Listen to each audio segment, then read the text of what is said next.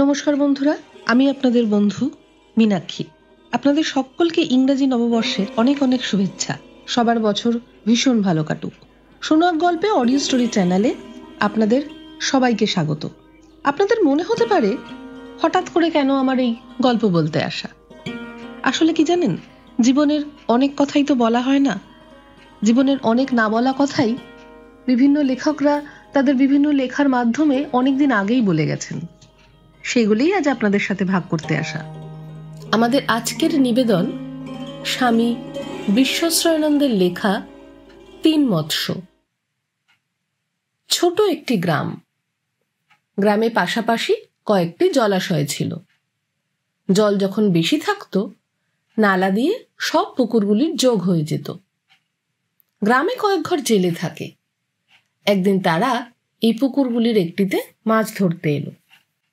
পুকুরে বেশি জল থাকলে মাছ ধরার অসুবিধা, তাই আগে জল বের করে দেওয়ার ব্যবস্থা করে তারা জাল নিয়ে তীরে বসে অপেক্ষা করতে লাগলো। পুকুরে অন্যান্য বহু মাছের সঙ্গে ৩টি শোল মাছও বাস করত। সেগুলির ভেতর একটি ছিল খুব দূরদর্শী। কিছু ঘটলে তারপর কি ঘটতে পারে ভেবে তা নিয়ে আগে থেকেই সে ভবিষ্যতের জন্য প্রস্তুত হতো। তার নামও ছিল অনাগত বিধাতা।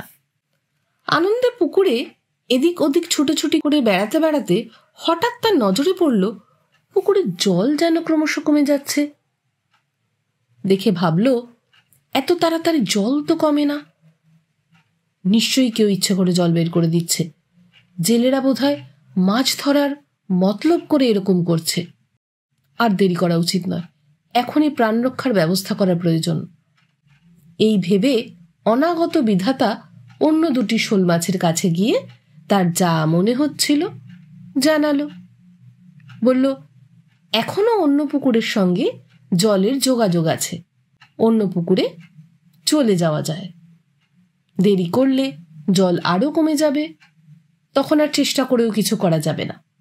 চলো, বিপদের আভাস যখন পাওয়াই গেছে, বিপদ এসে পড়ার আগেই আমরা পালাই। দ্বিতীয় মাছটির নিজের বুদ্ধি ও কর্মদক্ষতার উপর খুব আস্থা। ঝট করে কার্যোদ্ধার করার একটা উপায়ও সে বের করতে পারত। তার নাম প্রত্যুৎপন্নমতি। সে বলল, আগে থেকে এত ভয় পাচ্ছ কেন? কি হয় দেখাই যাক না। সত্যিই যদি বিপদ আসে, তখন বুদ্ধি খাটিয়ে বাঁচবার যা হোক একটা ব্যবস্থা করা যাবেই। এত আগে থেকে মিছামিছি ভয় পেয়ে কিছু করার কোনো মানেই হয় না। তৃতীয় মাছটির নাম দীর্ঘসূত্রী।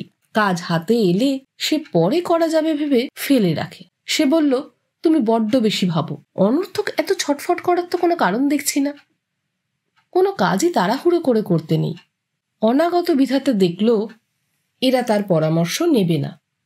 বিপদ আসছে তা বুঝবে না বা বুঝতে চাইবে না। সে আর দেরি না করে পাশের বড় পুকুরে পালিয়ে গেল। নিশ্চিন্ত হলো সেখানে গিয়ে। কিছুক্ষণের মধ্যেই পুকুরের জল প্রায় সব শুকিয়ে গেল। জেলেরা তখন জাল ফেলতে শুরু করেছে। সব মাছেরই ভয় বুক কাঁপছে।